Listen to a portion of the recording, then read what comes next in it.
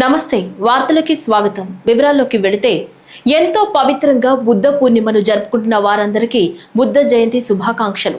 సంఘం శరణం గచ్చామి అన్న బుద్ధ భగవాన్ని సూక్తి నుంచే తెలుగుదేశం సిద్ధాంతం సమాజమే దేవాలయం, ప్రజలే దేవుళ్ళు అయ్యింది. ధర్మ మార్గంలో మనం నడుస్తూ ఈ సమాజాన్ని నడిపించాలన్న బుద్ధ దేవుని బోధనా స్ఫూర్తిని అందుకుందాం. శాంతియుత సమాజానికి బాటలు వేద్దాం. వైద్య రంగంలో నర్సుల సేవలు ప్రశంసనీయమని ఉప ముఖ్యమంత్రి పవన్ కళ్యాణ్ కితాబిచ్చారు. అంతర్జాతీయ నర్సుల దినోత్సవం సందర్భంగా పిఠాపురం నియోజకవర్గంకు చెందిన స్టాఫ్ నర్సులు ఉప ముఖ్యమంత్రిని మంగళగిరి జనసేన కార్యాలయంలో ఈ రోజు కలిశారు. ఈ సందర్భంగా నర్సులను శాలువతో సన్మానించారు. అనంతరం పవన్ కళ్యాణ్ మాట్లాడుతూ ఎంతో మంది రోగుల ప్రాణాలు కాపాడుతున్న నర్సుల సేవలను వెలకట్టలేమన్నారు. తన కుమారుడు మార్క్ శంకర్ ప్రమాదానికి గురైనప్పుడు ఆసుపత్రిలో ఉన్న సమయంలో అక్కడ నర్సులు అందించిన సేవలు మర్చిపోలేమన్నారు.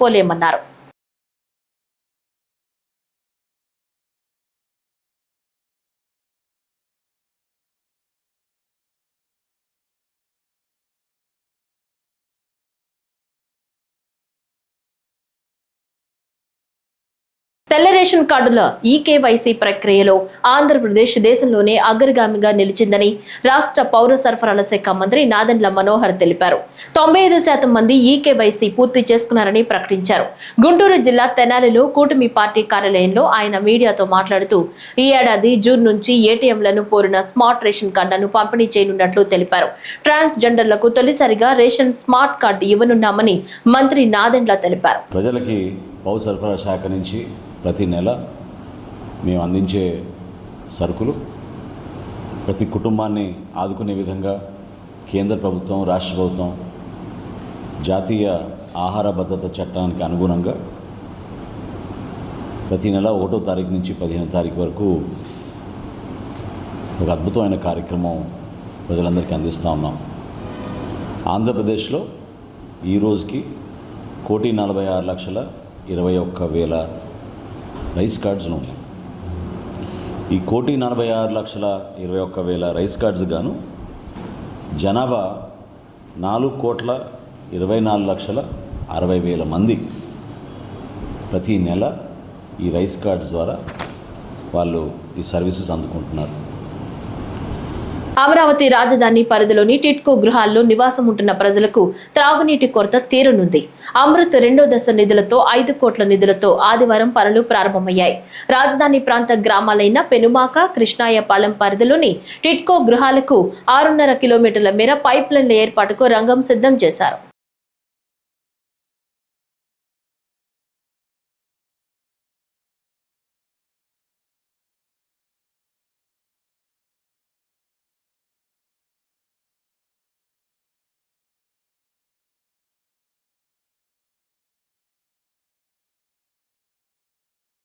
తిరుమల శ్రీ వెంకటేశ్వర స్వామి వారిని పలువురు ప్రముఖులు ఈ రోజు దర్శించుకున్నారు. వీఐపీ విరామ సమయంలో మంత్రులు అచ్చెన్నాయుడు, కొల్లు రవీంద్రలు దర్శించుకున్నారు. ఈ మేరకు ఆలయం వద్ద టీటీడీ అధికారులు మంత్రులకు స్వాగతం పలికి ప్రత్యేక దర్శన ఏర్పాట్లు చేశారు. రంగనాయకుల మండపంలో శ్రీవారి తీర్థ ప్రసాదాలను అందజేసి వేద ఆశీర్వచనం చేశారు. అనంతరం మంత్రి కొల్లు రవీంద్ర మాట్లాడుతూ రాష్ట్ర రాజధాని అమరావతి నిర్మాణ పనులు పునఃప్రారంభించడం చాలా ఆనందంగా ఉందన్నారు. నిర్మాణానికి కావలసిన 60,000 కోట్ల రూపాయల నిధులు తెచ్చుకునే దిశగా ప్రభుత్వం పనిచేస్తుందని తెలిపారు. రాష్ట్రాభివృద్ధికి కృషి చేస్తున్న సీఎం చంద్రబాబుకు స్వామి ఆశీస్సులు నిండుగా ఉండాలని స్వామివారిని కోరుకున్నట్లు తెలిపారు. శ్రీ వెంకటేశ్వర స్వామి వారి దర్శనానికి సకుటుంబ సమేతంగా రావడం జరిగింది. స్వామివారి ఆశీర్వాదాలు అందరికీ ఉండాలని, ఆ భగవంతుని ఆశీర్వాదంతో రాష్ట్రం అంతా కూడా గౌరవ ముఖ్యమంత్రి చంద్రబాబు నాయుడు గారు చేస్తున్నటువంటి కృషి, ఈరోజు మరి అమరావతి నిర్మాణం కానీ, ముఖ్యంగా రాయలసీమ ఏరియాలో కూడా ముఖ్యమంత్రి గారు చాలా అభివృద్ధి కార్యక్రమాలకు శ్రీకారం చుడుతూ ఉన్నారు. అవన్నీ కూడా సఫలం కావాలి. ఏదైతే మనం ఇరిగేషన్ ప్రాజెక్టులకు సంబంధించి మన రాష్ట్రాన్ని సస్యశ్యామలం చేయడం కోసం పోలవరం, బనకచెర్ల మరి ఈరోజు ఒక అద్భుతమైనటువంటి కార్యక్రమాన్ని శ్రీకారం చుడుతున్నారు. ఒంగోలులో దేవాదాయ శాఖకి సంబంధించిన అసిస్టెంట్ కమిషనర్ కార్యాలయంను దేవాదాయ శాఖ మంత్రి ఆనం రామనారాయణ రెడ్డి ప్రారంభించారు.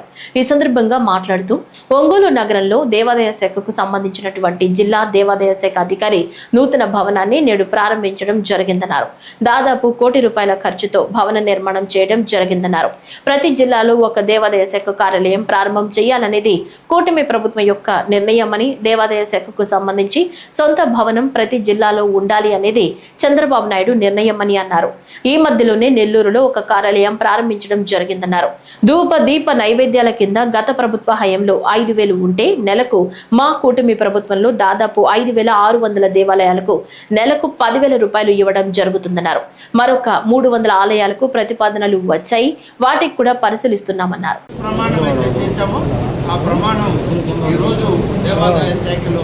పరిపూర్ణంగా పూర్తయిందని చెప్పి ఈ సందర్భంగా ధూపదీప నైవేద్యాలకి గతంలో ₹5,000 ఇస్తుంటే ₹10,000 ఇస్తామని చెప్పి ఇప్పటికే దాదాపు 5,600 దేవాలయాలకి 10,000 లెక్కన మేము విడుదల చేయడం జరిగింది. మరొక 300 ఆలయాలకి ఇప్పటికే ప్రతిపాదనలు వచ్చాయి, వాటిని కూడా పరిశీలిస్తున్నారు. వాటిని కూడా త్వరలోనే మంజూరు చేస్తామని చెప్పి ఈ సందర్భంగా తెలియజేస్తారు. అలాగే CGF ఫండ్స్ కింద పురాతనమైన ఆలయాలని పునరుద్ధరించడానికి చేసేటువంటి ఒక ప్రక్రియ, ఆ ప్రక్రియలో గత ప్రభుత్వం దేవాలయాలకు మేము మంజూరులు ఇస్తున్నామన్నారు, కానీ ఇచ్చిన మంజూరులకి డబ్బు ఇవ్వక 5 సంవత్సరాలు కాలయాపన చేసి ఇవాళ ఆ ప్రతిపాదనలన్నీ రద్దయ్యాయి. కొత్తగా ఇప్పుడు వచ్చినటువంటి రాష్ట్రంలో శాసనసభ్యులు, పార్లమెంటు సభ్యులు ఎవరైతే వారి నియోజకవర్గ పరిధిలో ఆలయాలు ఉన్నాయో వాటిని పునర్నిర్మాణానికి ఏవైతే ఆవశ్యకతలు ఉన్నాయో వాటన్నింటినీ కూడా వాళ్ళ ప్రతిపాదనలు తీసుకొని ఆ ప్రతిపాదనల్ని పూర్తిగా ఇంజనీరింగ్ అధికారులతో మాట్లాడాక వచ్చేటువంటి స్థానికంగా ఒక్కొక్క ప్రాంతంలో ఒక్కొక్క రకమైనటువంటి కాంట్రిబ్యూషన్ ఉంది. ఆ కాంట్రిబ్యూషన్లో ఇప్పుడు రాయలసీమ జిల్లాల్లో 20% ఉంది, ఉత్తర ఆంధ్రాలో 20% ఉంది, ఏజెన్సీ ఏరియాల్లో 10% ఉంది.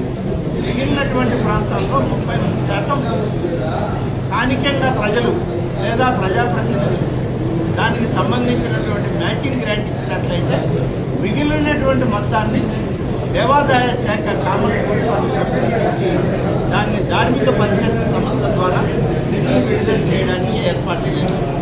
ఇప్పటికే మాకున్న పరిధిలో అనేక ఆలయాలు ఉన్నాయి. దాదాపుగా ₹500 కోట్ల పనులు ప్రారంభించాం, పనులు జరుగుతూ ఉన్నాయి. ఈ పనులన్నీ ఒకటిగా పూర్తవుతూ ప్రతి సంవత్సరం కూడా 100 నుంచి 150 కోట్ల ఆలయాల పునర్నిర్మాణాన్ని ఖర్చు చేయడానికి ఇవాళ ప్రభుత్వం చర్యలు తీసుకుంది. ఆ విధంగా జరుగుతూ ఉంది. వేద పండితులు ఎవరైతే ఉన్నారో వేదాన్ని అభ్యసించి వాళ్ళకి ఎటువంటి పారితోషికం లేక నిరుద్యోగులుగా ఉన్నారో వాళ్ళకి నిరుద్యోగ సంభావన కింద ఒక్కొక్కరికి ₹3,000 చొప్పున 3 సంవత్సరాల పాటు వాళ్ళకి ఇవ్వడం జరుగుతుంది. అగ్ని ప్రమాదాలపై ప్రతి ఒక్కరూ అవగాహన కలిగి ఉండాలని ఎన్టీఆర్ జిల్లా కలెక్టర్ లక్ష్మీ షా సూచించారు. ఈ రోజు అగ్నిమాపక శాఖ ఆధ్వర్యంలో కలెక్టరేట్ లో మాక్ డ్రిల్ నిర్వహించారు. ప్రమాదం జరిగినప్పుడు తీసుకోవాల్సిన జాగ్రత్తలు, నివారణోపాయాలపై సంబంధిత సిబ్బంది వివరించారు. అనంతరం కలెక్టర్ సన్నద్ధత ప్రణాళికను సమీక్షించేందుకు ఇలాంటి మాక్ డ్రిల్స్ దోహదం చేస్తాయన్నారు.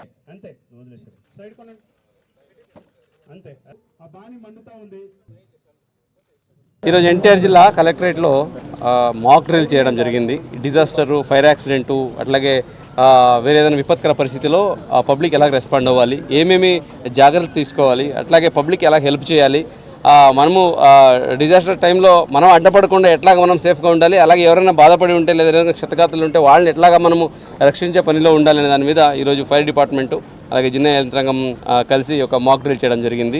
ఫైర్ యాక్సిడెంట్ అయినప్పుడు అక్కడి నుంచి మెసేజ్ రాగానే ఎంత త్వరగా ఆ వెహికల్స్ రావాలి, ఫైర్ ఎక్స్టింగ్విషర్స్ వచ్చిన వెంటనే వాళ్ళకి ఎట్లాంటి స్థలం క్రియేట్ చేయాలి, అట్లాగే అక్కడ ఆల్రెడీ ఎవరైనా డ్యామేజ్ జరిగి ఉంటే, ఎవరికైనా ఇబ్బంది జరిగి ఉంటే వాళ్ళని ఏ ప్రకారం తీసుకొచ్చి మెడికల్ ఎయిడ్ ఇప్పించాలి, వాళ్ళని తీసుకెళ్ళిన హాస్పిటల్కి, దాని మీద అంతా ఇక్కడ డెమో చేయడం జరిగింది. ఇదే కాకుండా ఈ ఫైర్ యాక్సిడెంట్ ఇంట్లో జరుగుతుంటుంది, హోటల్లో, పబ్లిక్ ప్లేసెస్, టెంపుల్ ఎక్కడైనా జరుగుతుంటే దానికి ఎలా రెస్పాండ్ చేయాలని దాని మీద చాలా క్లియర్గా ఫైర్ డిపార్ట్మెంట్ అధికారులు ఎక్స్ప్లెయిన్ చేయడం జరిగింది. సో ఈ కార్యక్రమం ముఖ్యంగా ప్రజల్ని సిద్ధంగా పెట్టడానికి, ఏదైనా విపత్కర పరిస్థితి వస్తే, ఏదైనా డిజాస్టర్ ఏదైనా కావచ్చు, ఫ్లడ్ కావచ్చు, లేదా ఫైర్ యాక్సిడెంట్ కావచ్చు, ఫైర్ కావచ్చు, లేదా ఏదైనా యాక్సిడెంట్, పిడుగులు పడవచ్చు, ఏమైనా కూడా పబ్లిక్ రెడీగా ఉండాలి. పబ్లిక్ రెడీగా ఉండాలంటే అఫీషియల్స్ ఫస్ట్ వాళ్ళు రెడీగా ఉండాలి. బికాజ్ ఏ విపత్కర పరిస్థితి వచ్చినా కూడా ఫస్ట్ ఆఫీసర్ని డ్రాఫ్ట్ చేస్తాం మనం. అఫీషియల్స్ని వెళ్ళండి అని డ్యూటీ వేసేస్తాం, వెంటనే కాల్ సెంటర్ పెడతాం.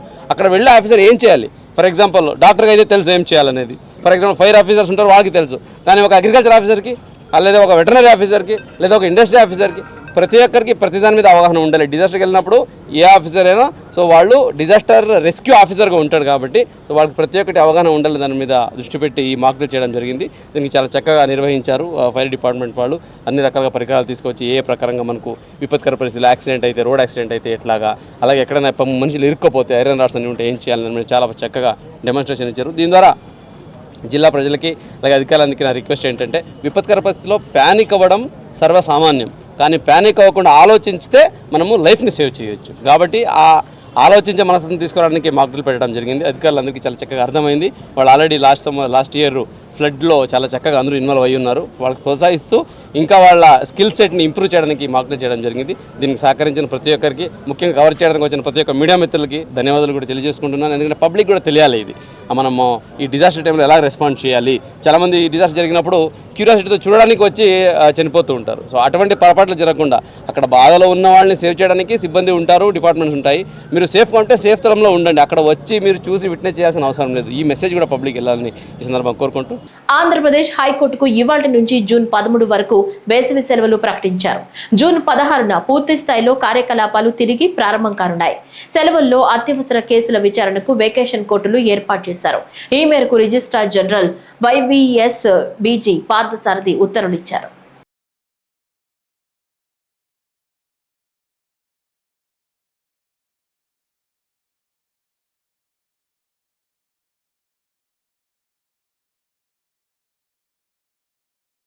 శ్రీశైలం భ్రమరాంబ మల్లికార్జున స్వామి అమ్మవార్లను రాష్ట్ర ఆర్థిక శాఖ మంత్రి పయ్యావుల కేశవ్ దంపతులు దర్శించుకున్నారు. దర్శనార్థం ఆలయ రాజగోపురం వద్దకు చేరుకున్న మంత్రి దంపతులకు ఆలయ ఈవో, అర్చకులు ఆలయ మర్యాదలతో స్వాగతం పలికారు. అనంతరం శ్రీ స్వామి అమ్మవార్లకు ప్రత్యేక పూజలు నిర్వహించారు. దర్శనం అనంతరం అమ్మవారి ఆశీర్వచన మండపంలో ఆలయ వేద పండితులు వేద ఆశీర్వచనం చేయగా ఈవో శ్రీ స్వామి అమ్మవార్ల చిత్రపటం, తీర్థ ప్రసాదాలు అందజేశారు.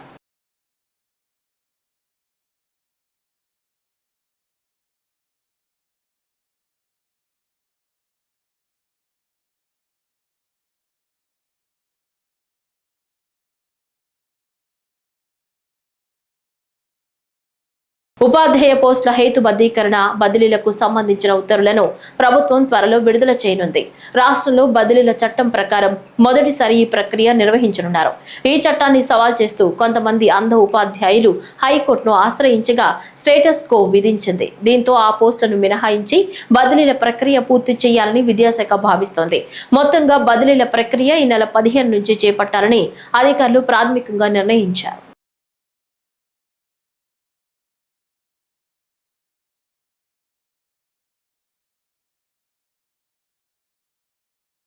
ఇంటర్మీడియట్ అడ్వాన్స్డ్ సప్లిమెంటరీ పరీక్షలు ఇవాళ నుంచి ప్రారంభం కానున్నాయి.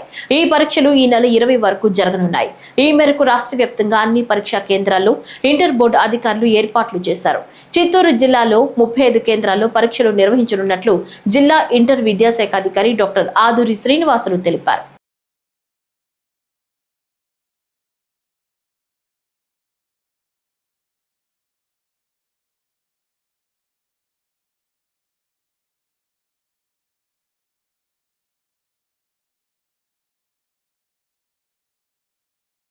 కర్నూలు నగరంలోని రద్దీ ప్రాంతాల్లో పోలీసులు విస్తృత తనిఖీలు చేపట్టారు. అనుమానాస్పద వ్యక్తులను అదుపులోకి తీసుకుని విచారిస్తున్నారు. డీఎస్పీ ఆధ్వర్యంలో రైల్వే స్టేషన్, బస్టాండ్లో బాంబు, డాగ్ స్క్వాడ్ బృందాలతో తనిఖీ చేశారు. ఈ తనిఖీల వల్ల సామాన్య ప్రజలు భయపడాల్సిన అవసరం లేదన్నారు. కర్నూలు టౌన్లోని బస్టాండు మరియు రైల్వే స్టేషన్ అన్ని ప్లేసుల్లో కూడా ప్రత్యేకంగా ఎక్స్టెన్సివ్గా అందరు ఫోర్స్ అంతా టౌన్లో ఉన్న ఆఫీసర్స్ అందరూ కలిసి ఈ వెహికల్ చెకింగ్స్, తర్వాత అట్లాగే ఈ బ్యాగ్స్, తర్వాత లగేజీలు, అనుమానాస్పద వ్యక్తుల కోసం బస్టాండ్స్ మీద రైల్వే స్టేషన్లో ఫోకస్ చేయడం జరిగింది. దాంట్లో స్పెషల్ పార్టీలు, తర్వాత డాగ్ స్క్వాడ్ కూడా, తర్వాత బాంబు డిస్పోజల్ స్క్వాడ్, అన్ని రకాల మొత్తం ఉన్న గారి పోలీస్ దగ్గర ఉన్న అన్ని సౌకర్యాలతో ఇక్కడ చేయడం జరిగింది. దీంట్లో ఆర్టీసీ డిపార్ట్మెంట్ యొక్క ఆఫీసర్లను, రైల్వే స్టేషన్ అధికారులతో కూడా చర్చించేసి, తర్వాత క్లోక్ రూమ్స్, ప్రధానంగా ప్యాసింజర్లు ఎవరైతే అనుమానాస్పదంగా ఉంటారో అనుమానాస్పదమైన వస్తువులు కానీ వాళ్ళ బ్యాగులు కానీ ఏమైనా ఉంటే కూడా చెక్ చేయడం జరిగింది. ఇదంతా బ్యాక్గ్రౌండ్ అందరికీ తెలిసిన విషయమే. రాష్ట్ర వ్యాప్తంగా ఉన్న ఉద్రిక్తతలు దాని దృష్ట్యా కర్నూలు టౌన్ యొక్క సేఫ్టీ అండ్ సెక్యూరిటీ, పర్టికులర్గా ప్రజల యొక్క వాళ్ళ యొక్క రక్షణ నిమిత్తం అనేసి ఈ విధంగా చెక్ చేయడం జరిగింది. తిరుచానూరు శ్రీ పద్మావతి అమ్మవారి వార్షిక వసంతోత్సవాలు ఘనంగా ప్రారంభమయ్యాయి. వసంతోత్సవాల్లో భాగంగా స్నపన తిరుమంజనాన్ని నిన్న రాత్రి నిర్వహించారు. ఇందులో భాగంగా పసుపు, కుంకుమ, పాలు, పెరుగు, తేనె, చందనం, కొబ్బరి నీళ్లతో అభిషేకం చేశారు. వసంతోత్సవం కారణంగా ఆదివారం కళ్యాణం, సహస్ర దీపాలంకార సేవలు రద్దయ్యాయి.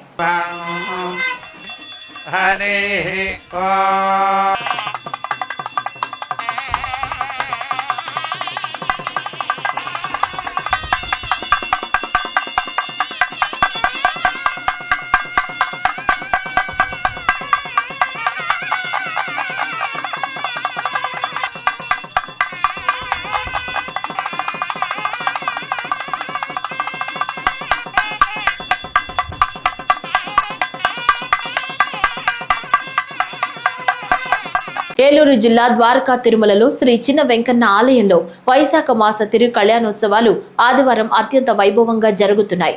ఈ సందర్భంగా ఆదివారం శ్రీనివాసుని ఉత్సవ మూర్తులకు పూజలు నిర్వహించారు.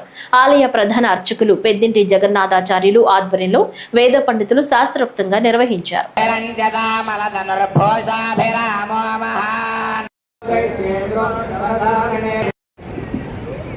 అసలు ఆ భగవంతుడి యొక్క కళ్యాణం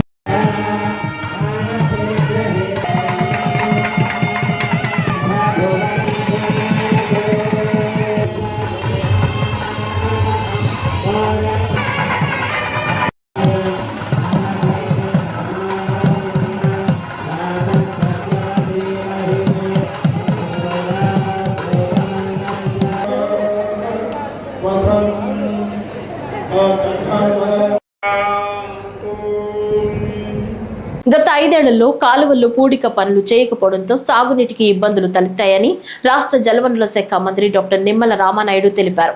పశ్చిమ గోదావరి జిల్లా యలమంచిలి మండలం కొంతేరులో ఆకులవాణి గరువు చీమలకూడు బ్రాంచ్ కెనాల్పై గ్రావెల్ రహదారి పనులు, చీమలకూడు బ్రాంచ్ ఛానల్, సీసీ వాల్ తో పాటు మరికొన్ని పనులకు మంత్రి శంకుస్థాపనలు చేశారు.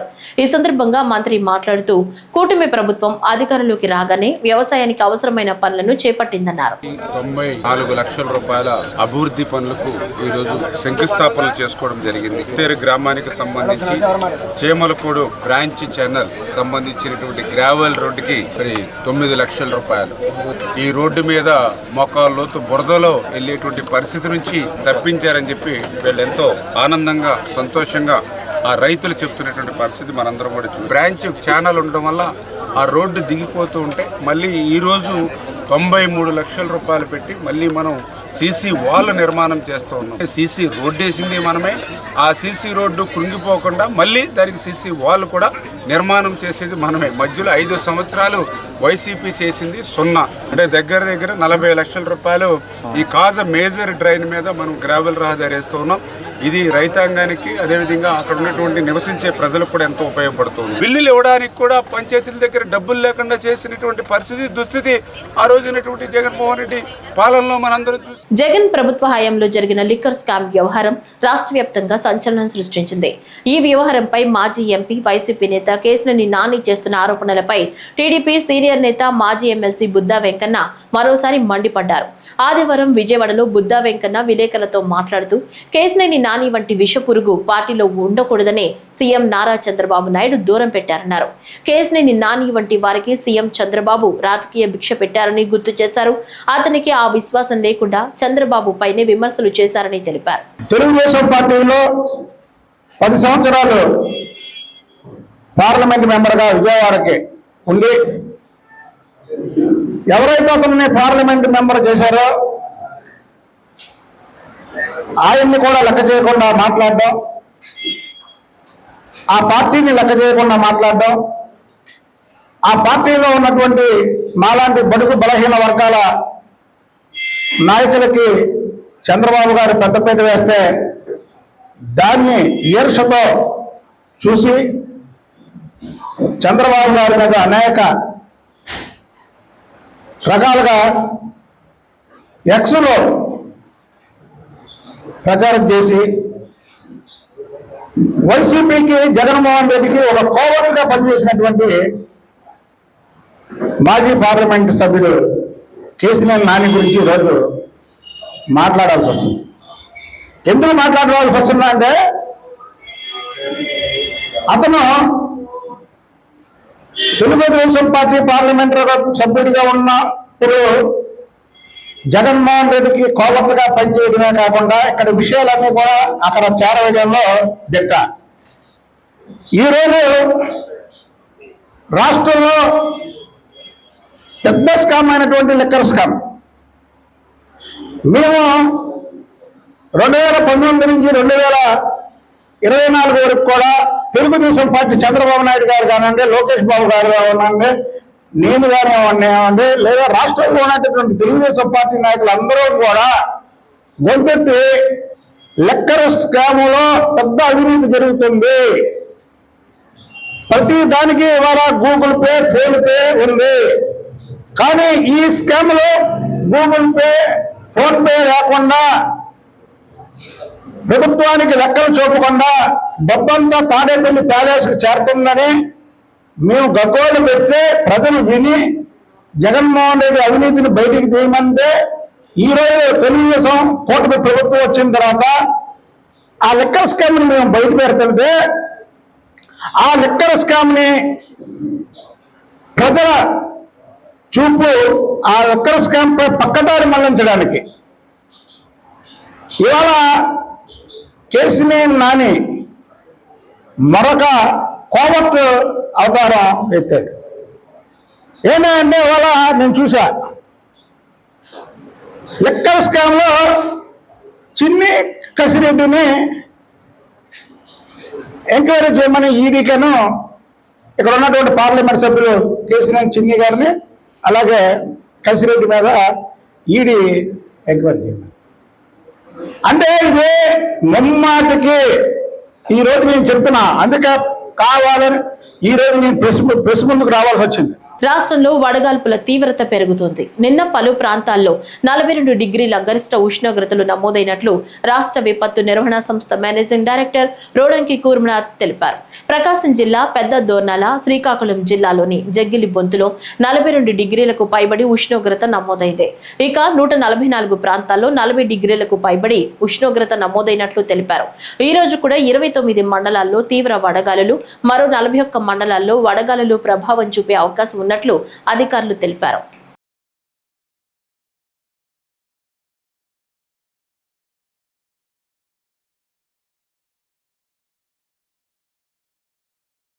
ఈ వార్తలు ఇంతటితో సమాప్తం. నమస్కారం.